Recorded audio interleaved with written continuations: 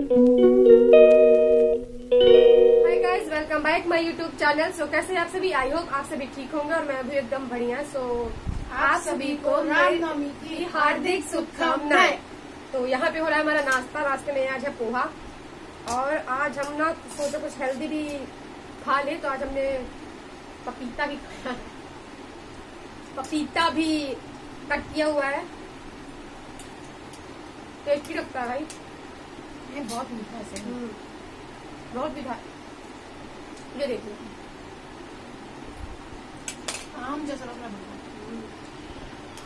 तो यहाँ पे हमारा नाश्ता हो रहा है और आज रामनवमी भी है ना, तो नीचे दादी और बुआ कथा भी सुनेंगी। तो हम ठहरे पंडित, बाहर के पंडित है मेरी बहन श्री श्री पूज्य कृतिका जी। आज की पंडित श्री पूज्य कृतिका जी, जो कि कथा सुनाने वाली है नीचे। तो आपको मैं दिखाऊंगी, पहले मन लगा के खाऊंगी उसके बाद ही मैं कुछ बताऊंगी, है ना? पहले पेट पूजा, बाद में काम पूजा।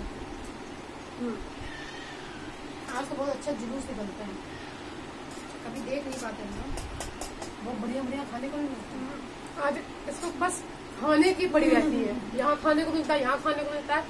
आज जुलूस निकलता है।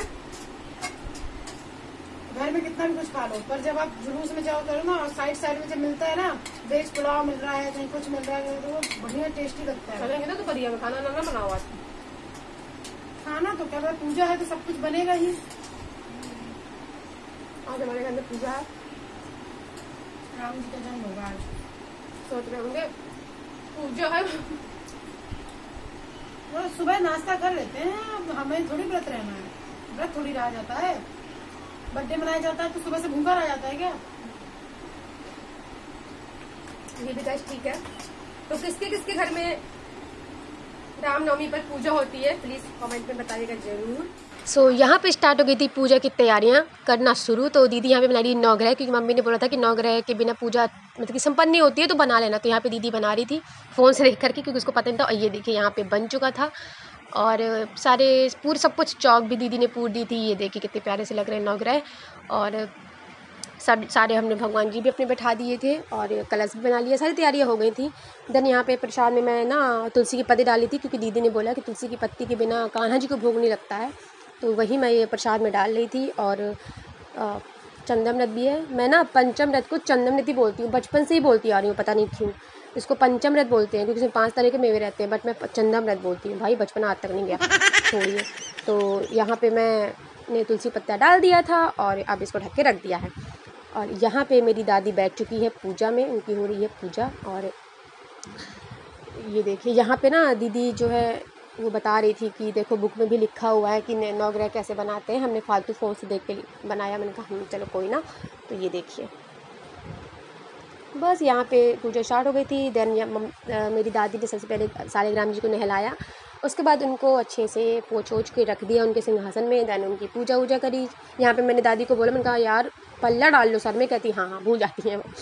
उसके बाद यहाँ पे कथा स्टार्ट हो गई थी। यहाँ पे ले लिया हमने थोड़े से चावल फूल। यहाँ पे मेरी बुआ बैठी है। यहाँ पे कथा स्टार्ट हो गई थी, तो आप भी थोड़ा सुनिए।